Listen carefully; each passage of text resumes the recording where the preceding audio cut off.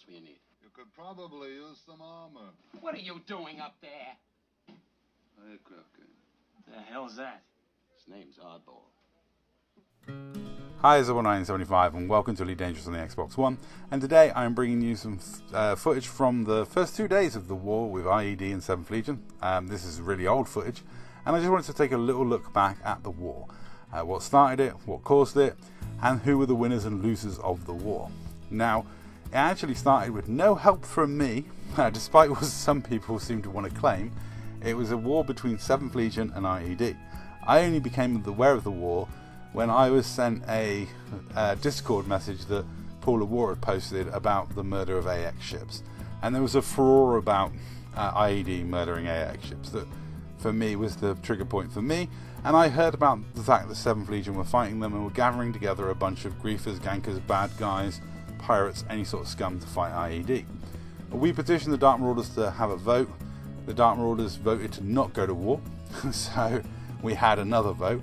Now, I voted no to go into war in the first vote, and then I was persuaded by a couple of members of the Dark Marauders that were very keen to go to war to join the war, and I voted to go to war in the second vote. We lost both votes, so a few of us decided to leave the Dark Marauders and join the war, and we had a chat with Polo and Orc, and I did a fun video about leaving the Dark Marauders. Still one of my favourite videos I've made during the war, actually, the one where we leave the Dark Marauders. I've got to say that I didn't think the war was going to last very long, because 7th Legion were a small faction. They were paying a lot of credits to get mercenaries involved, pay bounty hunters, pay griefers, pay anybody they could pay, pirates, scumbags, you name it, to fight IED.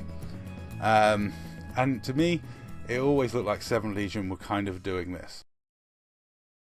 Herding cats. Don't let anybody tell you it's easy. Anybody can herd cattle.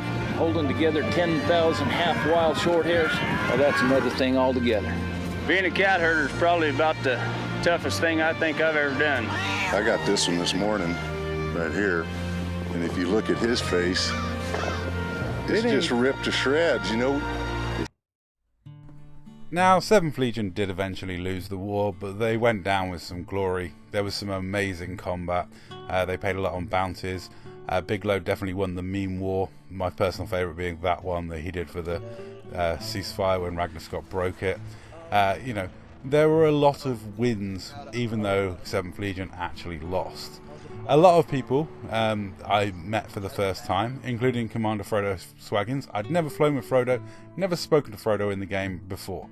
Along with Spare Ration, Grumpy Skeletor, half the guys I was winging with.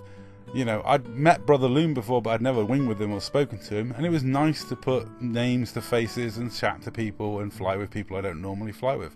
It was great. I really enjoyed it. And a lot of the PvP has covered themselves in a lot of glory on both sides. I think Mayrune's been one of the standouts for IED. And on the bad guy side, I would say it was a battle between the Child Soldier Flipper Gold and Nightfall Saul for Top Dog Killing Machine.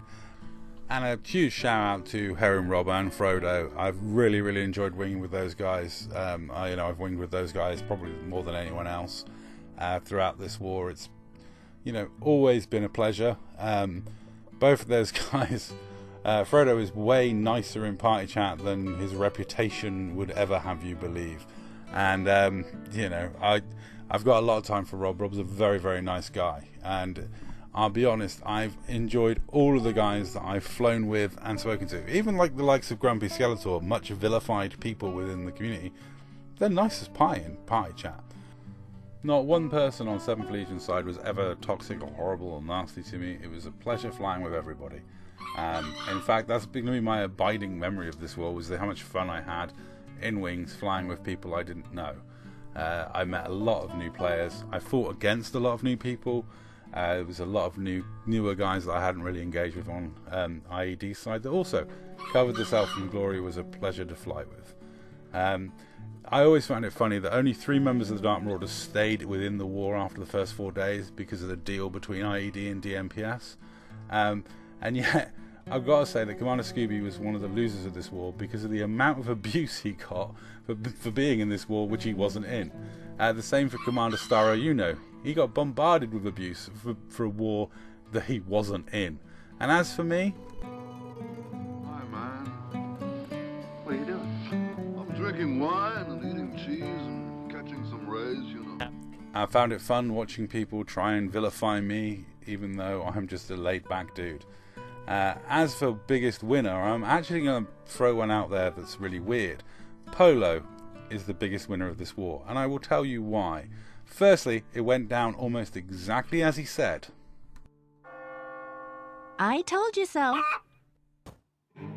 It may have gone on a little bit longer than he predicted, but he actually called everything that happened pretty well. And honestly, he hasn't been that smug about it often.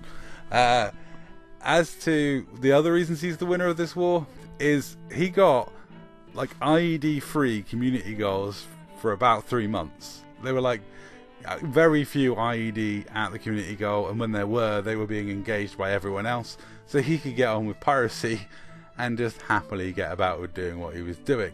Also, thanks to my new BGS skills, he introduced PPI, which has raked in money for us. I mean, I think it's like 2.4 billion and counting. So Polo is most definitely the winner of this war. No shade thrown in his direction, and everything came up roses for him. That's all. Thanks for watching.